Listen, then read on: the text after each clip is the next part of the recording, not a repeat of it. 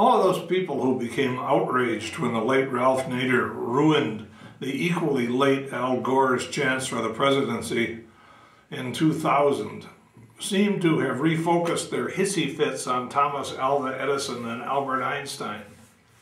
Their new martyr hero, Nikola Tesla, died in 1943 after several years of buttonholing people in bars and demanding that they openly acknowledge him as the father of electricity. It would have been a fitting irony if somebody had become sufficiently fed up with his strident protests to send him to the electric chair. Now, scientist inventor Tesla is being celebrated with an electric car bearing his name, another in a long list of battery-powered vehicles designed to save the world from the internal combustion engine. This one will sell for less than $1 million and will tear your eyebrows off as you hurry to the main electrical generating plant at Niagara Falls. This is sometimes described as automotive progress. Not to be outdone, General Motors is moving heaven and earth in an attempt to create a lithium-ion battery-powered car called the Volt, which will be a wonderfully appropriate name if it actually works. As of this writing, nobody seems to know whether it will or not. The Volt is monstrously complex, and there is really virtually no hope that they will ever be able to sell at a profit, even if it works perfectly.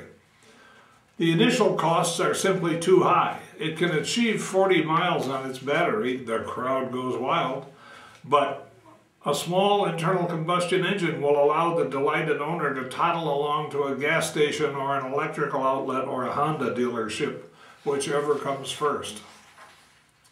Of course, there is an existing affordable alternative. It's called the hybrid. And while it cannot displace the burden of its power needs onto our nation's electrical grid wholesale, it can refill its own batteries as it goes, and it virtually duplicates the driving experience to which we've become accustomed over the last 100 years. Detroit might have ruled the world with hybrids by now, but they chose to waste a couple of years arguing that hybrids were a snare and a delusion perpetrated on weak-minded Americans by the crafty and dishonest Japanese. GM's Robert Lutz was the conductor and lead baritone in that chorus, but ironically he's now among the format's biggest champions thanks to the Volt's E-Flex plug-in system. As of yesterday, imported hybrids like Toyota's Prius are outselling GM's various hybrids by about 1 bazillion to 1. Only time will tell if the Japanese will beat Lutz to the plug-in punch too. New York Times columnist Thomas Friedman has said that the Palestinians have never missed an opportunity to miss an opportunity. That goes double for Detroit. At the other end of the scale, we have the smart ForTwo. This is a tiny little Jasper that never met a crosswind it could resist. Nobody loves it but its builder, Daimler-Benz, the man who sells it, Roger Penske, and anybody who ever wanted to live in Biosphere 2. It appears that Mr. Penske will sell 14,000 of the little sweeties in the United States this year, which is twice as many as he expected to sell, but probably fewer vehicles than he'll retail from one of his Toyota dealerships. The Smart is exquisitely dumb for everybody but Mr. Penske, who, when it fails, will demand and receive back-breaking reparations from Mercedes-Benz and the government of Baden-Württemberg, and the seeds of World War III will be sown. Through all of the silliness detailed above, people who have proven themselves to be pretty good at building cars continue to do a pretty nice job of providing us automotive consumers with useful, pleasing transportation. Porsche, along with Volkswagen and Audi, will not be asking for a government bailout anytime soon. Jaguar is going to stage a startling comeback in the hands of Mr. Ratan Tata, who is exactly what that great line of cars needed. I had hoped that former Ford chairman Jack Nasser might have landed Jaguar because I enjoy and admire him, but Ratan Tata has come to save the day for Jaguar. Toyota is one great automated machine programmed to create happily satisfied customers wherever it goes, and Honda is not far behind.